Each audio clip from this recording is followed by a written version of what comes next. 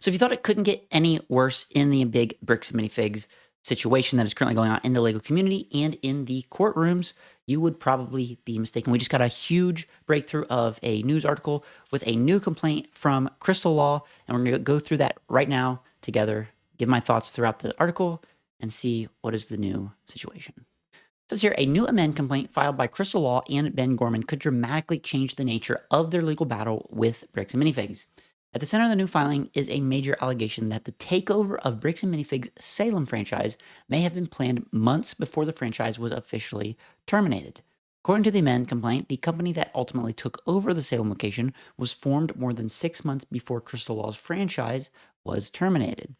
Law is now arguing that this timing, combined with events surrounding the seizure of the store, could indicate that the takeover was not an unexpected response to a failing franchise relationship, but rather part of a pre-arranged plan. The amended complaint also expands the list of defendants. Law and Gorman have added Baker Bricks, Salem Baker Bricks, Brandon Best, Joshua Johnson, Matthew McNeff, Amal McNeff, and other related entities and individuals, which are the usual suspects in this entire thing.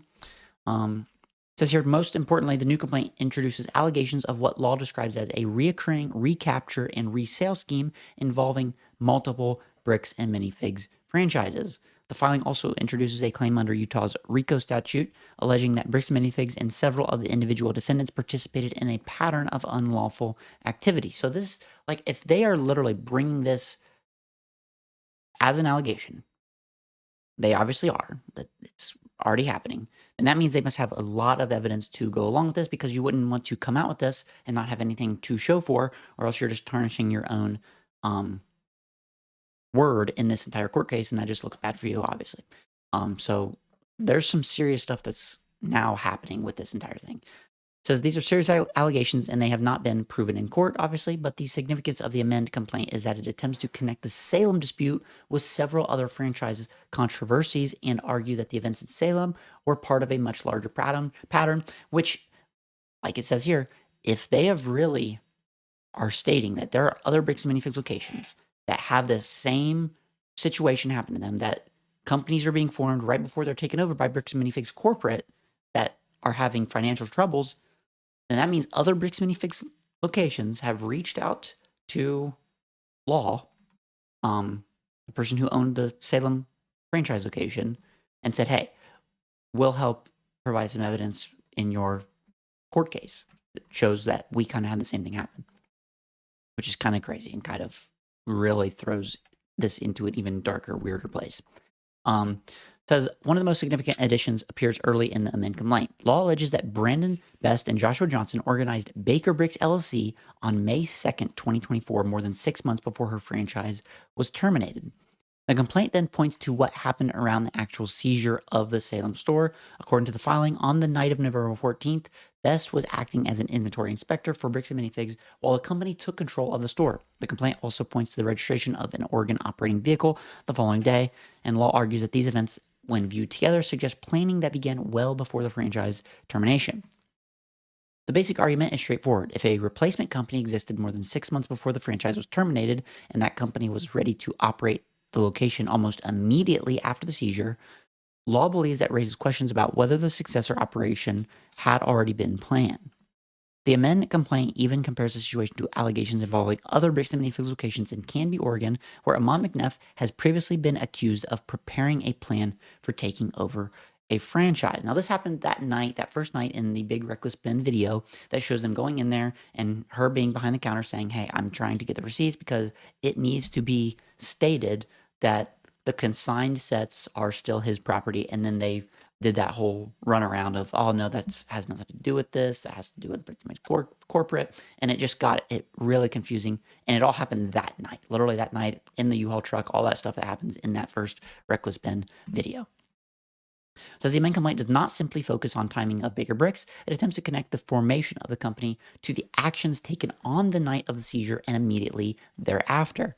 Law argues that Best and Johnson were not merely independent buyers who happened to become interested in the store after its termination. Instead, she alleges that they were acting on behalf of Bricks and Minifigs as part of a planned takeover, which is super, super huge. Like, to say that this is happening, to say that there's something going on there, that Bricks and Minifigs literally worked with these two other people that were gonna be the new franchise owners of the Bricks and Minifigs location. Because when the franchise says, okay, I don't want to be the Bricks and Minifigs franchise anymore, and they move out, the new ones come in. And these two guys are the new ones. She's saying that Bricks and Minifigs set them up to take that over, and we're going to see exactly why that was the case here in a moment. But again, that's really crazy to allegate. And again, this is an allegation made in the lawsuit, not a finding by a court. Another major part of that Mend complaint concerns the Lego collection belonging to Brian Mansell, the $200,000 Star Wars collection. According to the filing, contemporary consignment records placed the value of Mansell's collection somewhere between approximately $70,000 and $120,000. The complaint says that roughly $19,000 in consignment sales had already been reconciled and paid to Mansell through monthly checks. Based on those records, law alleges that somewhere between $50,000 and $80,000 worth of Mansell consigned Lego inventory remained inside the store when Bricks and Minifigs took possession.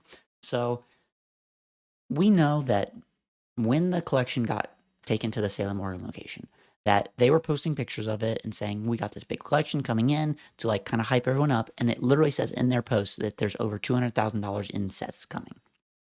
Here they're kind of lowering it to $149,000 in sets, when really they basically said there's $200,000 in sets. So even there's some weird stuff going on, but that's neither here nor there. It says, based on the records, law alleges that somewhere between $50,000 and $80,000 worth of consigned Lego inventory remained inside the store when Bricks and Minifigs took possession. She made that clear to them that those were not the property of Bricks and Minifigs or that franchise or the fixtures or whatever a new franchisor is taking over. Because when you're buying the new franchise, you're getting all of what comes with it, the good and the bad. So let's read on here. It says Mansell, according to the complaint, values his collection even higher. The exact amount, however, remains disputed because the complaint says the store's point of sale records were seized and are controlled by Bricks Minifigs, which is even worse because that's where are the files, where are all the records, where is all the information of the sets that got sold, sets that didn't get sold, sets that have already been paid, sets that haven't been paid, and that's those yellow stickers. All the sets with the yellow stickers in the store were the ones that were Mansell's, so they do know what was going on. They know. Says it creates another major issue in the case, exactly how much Mansell's property was inside the store when takeover occurred and what happened to that inventory thereafter. The complaint alleges that on the night of the seizure, Chrystal Law attempted to collect sales records so that she could reconcile the amount owed to Mansell and determine which sets remained in the store. So she was doing her due diligence that night, even after they're coming in to take over the store, so that she has all the ducks in a row and knows what is already been sold and actively needs to be sent out as payment to Mansell. So that's kind of all squared away. And then whatever's left in the store, that's going to be the new franchisor's obligation to either give back to Mansell if they want to terminate the contract. I'm not sure if that was even possible to terminate the contract, but when you're the new franchise coming in, you have to oblige to any and all contracts that were there, or else people would literally be just doing that all the time. Say I would have a Bricks Minifigs location, I would have someone consign a bunch of sets to me, and then I'd sell the store to my uncle, and then say, oh, too bad, the contract's no more, and all those consigned sets are now just my property. That would be happening all the time. So that's why that just can't be the case here. It says the amended complaint goes even further, and law alleges that after the seizure, inventory belonging not only to the Salem franchise, but also to consignors and customers was sold through the store under Breaker Bricks operation and not through the consignment contract. That allegedly included Chrystal Law-Gorman's property. Brian Mansell's consigned Lego sets in goods belonging to customers through layaway arrangements. So this isn't just about Brian Mansell's consigned Lego sets anymore. This is even more than the $200,000 in sets. It's even more than just a couple people's sets, but even goods belonging to the customers in layaway.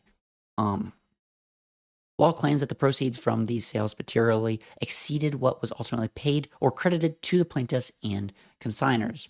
This is one of the most serious accusations in the amended complaint because it essentially argues that the successor operation benefited financially from property that law claims should not have been treated as Bricks and Minifigs owned assets. The complaint also points to Bricks and Minifigs owned previous court filings. According to law, those filings acknowledge that Bricks and Minifigs exercised what is described as priority rights under a security arrangement, repossessed the Salem store, and assumed control of the store's fixtures, inventory, and other assets. The company allegedly assigned an estimated value of approximately $38,000 to those assets as an offset. Law argues that the admission is significant because, in her view, Bricks Minifigs is acknowledging that it took possession of the store's assets while simultaneously disputing accusations that it improperly took property belonging to other people, the layaway and the consigned sets. The amend complaint also revisits the controversy surrounding yellow stickers that were allegedly used to identify Brian Mansell's Lego sets. And according to the complaint, Bricks Minifigs later stated the Best and Johnson discovered a number of Star Wars Lego sets in a back room that still carried the stickers that they did not recognize. Those stickers allegedly identified the sets as belonging to Mansell. The complaint says that the defendants instructed that those sets not be sold and that they remain locked up. Law argues that this admission could be important because it would indicate that at least some of Mansell's consigned inventory remained inside the store after the seizure and was under the control of the successor operation. The complaint also references allegations from former employees that they were instructed to remove the stickers identifying Mansell's property, which is kind of suspect because why would you go in there? Okay, you just bought a store and you're taking over their books and everything that they had set up. Why would you go in there and remove something that clearly identifies something as to a certain thing? You wouldn't go read the books and say, okay, the yellow stickered stuff is a certain thing. You would 100% leave everything the way it is until you really figured out. You wouldn't just do it that night, taking stickers off. I'm not saying it happened that night, but obviously it happened very early. And they did it for good reason, probably. It says Bricks and Minifigs has reportedly referred to approximately 20 Lego sets, while other analysis has suggested that the number could potentially have been much larger, and the final number and value remain an issue that would likely require additional evidence and financial records to establish. Now, this is where it gets really, really crazy. And perhaps the most consequential part of the amend complaint is where Law attempts to describe that she believes is a broader business model. The complaint argues that Salem events were not simply the result of a franchise relationship that deteriorated. Instead, Law alleges that they were part of a recurring scheme. The alleged sequence is described roughly as follows. First, prospective franchisees are allegedly induced to purchase franchises through inflated revenue representation and claims about the relationship between Bricks and Minifigs and Lego. Second, the complaint alleges that the company targets first-time franchises owners who invest personal or family savings and may not have extensive franchising experience. Why you would divulge that information to Bricks Minifigs Corporate, I do not know. The complaint then, third, Law alleges that franchisees are denied certain operational assets or controls that they believed they were purchasing, and the complaint then argues that these circumstances can contribute a payment or performance problems.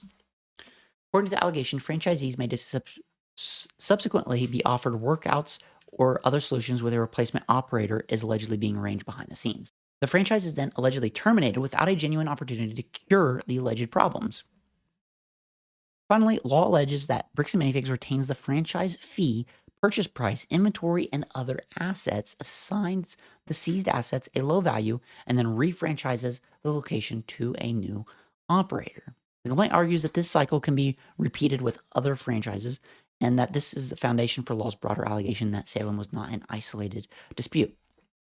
Now, the whole thing about this is if you go back and watch that first Reckless Bin video, that Law, the people that owned that Salem franchise said that they wanted out of the franchise because her husband was taking a job abroad. It was kind of left like that. But apparently there was more to it and there was financial problems, and that Bricks Minifigs stepped in and said, okay, we can help you. We'll just take it back over and then find a new person for it. So that then since everything was already set up, the signs and all that stuff, doesn't get shut down and wasted. That Bricks Minifigs Corporate tries to find a new owner for the store that is interested in buying the store. To support the argument that this was a recurring pattern, this amend complaint points to the franchise disputes. One of the most prominent examples is the Canby, Oregon location associated with Christina Cooper. The complaint argues that the Canby situation contains similarities to what allegedly happened in Salem, including the existence of planned successor operation. The filing also references the Kaiser and Springfield situations in Oregon.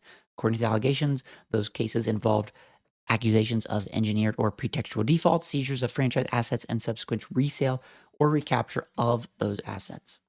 The purpose of bringing these other cases into the complaint appears to be extremely important, and that Law is not simply arguing that the other franchises had problems with Bricks and Minifigs, but that she is attempting to establish the multiple independent franchise disputes followed similar patterns to the one in Salem.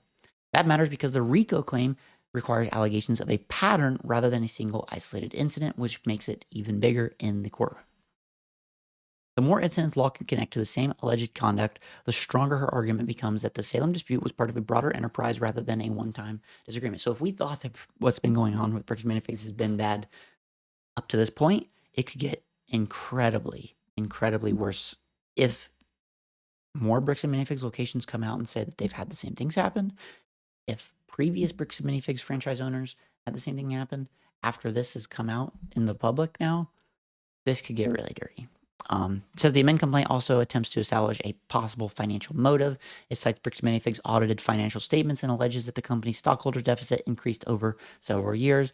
And the complaint points to an alleged deficit of approximately $276,000 in 2023, nearly $500,000 in 2024, and approximately $600,000 in 2025. It reports net losses during those years as well, and Law uses those numbers to advance a theory about why the alleged recapture model could be financially attractive. Our argument is essentially that a franchisor experiencing financial pressure could potentially benefit from taking control of an existing franchise, rather acquiring its assets at a lower assigned value than reselling or refranchising the location. Under this theory, the failure of a franchise would not simply represent a loss for the franchisor. Instead, the asset associated with the franchise could become another source of revenue. The complaint therefore alleges that Bricks Minifigs' financial condition provides a potential economic motive for the conduct being alleged, and that the connection, however, remains an allegation that would have to be established through the evidence. It says the plaintiffs have added a cause of action alleging a pattern of unlawful activity under the Utah's RICO statute. The defendants named in connection with this are the usual suspects: Amon McNeff, Bricks Minifigs, and Brandon Best, and Joshua Johnson. And that the complaint alleges that the individuals and companies formed and participated in an enterprise connected to the alleged recapture and resale operation, and that the plaintiffs argue that the alleged conduct represents multiple related episodes rather than a significant episode, and that is the Canby location, Salem location, and Kaiser and Springfield. So that's 4 total here. We've got the one in Salem and then 3 others to back it up. So the complaint alleges that Bricks Minifigs participated in the enterprise's affairs, and Amon McNeff directed or participated in alleged seizure and resale operation, and that made alleged misrepresentations concerning Lego affiliation, and the Baker Bricks acquired and controlled the Salem operation. The plaintiffs then alleged that they were financially harmed through the loss of the franchise inventory, equipment, consigned goods, relationships, and the value of their business itself.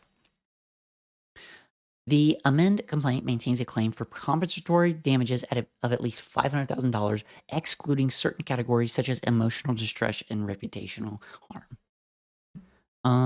Let's see here. Yeah. It's kind of just regurgitated stuff here.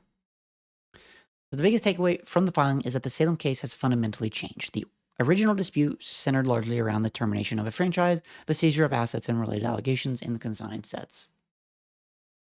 The amended complaint attempts to transform that dispute into something much larger. Chrystal Law and Gorman are now arguing that their experience was part of a recurring system involving multiple franchises, and that they are attempting to connect them with other franchises all over the country under this foundation of their RICO claim.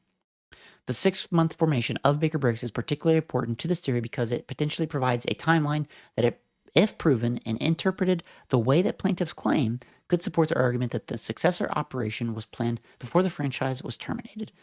The allegations concerning Brian Mansell's Lego collection are also significant because they raise questions about exactly what happened to the property that was inside the Salem store when it was seized, who owned that property, and what happened to it afterward, and how the value of those assets was determined. And then there is the broader financial argument. The complaint is essentially asking whether Bricks and Minifigs could have had an economic incentive to take control of struggling or terminated franchise locations, retain their assets, and then place new franchisees into those locations. Obviously, that will be backdoor dealings between the McNeffs, and if Baker Bricks and them were people that they set up in that and somehow were connected in some way. Now, this is a very serious accusation, but it is also important to remember that the amended complaint represents the plaintiff's allegations and legal theories, and that they have not been tested through the legal process and all that sort of stuff. To end here, it looks like, for now, the next major battle is likely to be over the amended complaint itself, and that if the defendants challenge it, the court will have to decide which of those allegations can remain, and if the complaint survives, however, that litigation could enter a very different different phase, and one where Bricks Minifigs, broader franchise practices, financial records, and history with other franchisees could become central issues. And perhaps most importantly, even if other disputes involving Bricks Minifigs are eventually settled separately, this case could continue examining many of the same questions. So yeah, I mean, this could open up a huge thing. Obviously, they're going to challenge it, but then that goes to show, is the court going to decide, is there evidence that they're providing of those 3 other locations enough to say, okay, we need to kind of go into a discovery phase of this, because if this goes into a discovery situation, then that means that Bricks and Minifigs has to hand over so much information of franchises across the entire country in the discovery to be able to tell whether this is something that is real or isn't, or is just something that's smoke and mirrors. But we already have 3 locations here that are being used as evidence. Many more are probably going to come out now that this big story has come out. So we're just going to have to wait and see how this all plays out. This is a very big thing. It's every day we think we've seen as much as we have and could with this story, but then it just gets crazier and crazier and crazier. So that's going to do it for today. I'm going to get out of here, so I will see you in the next video.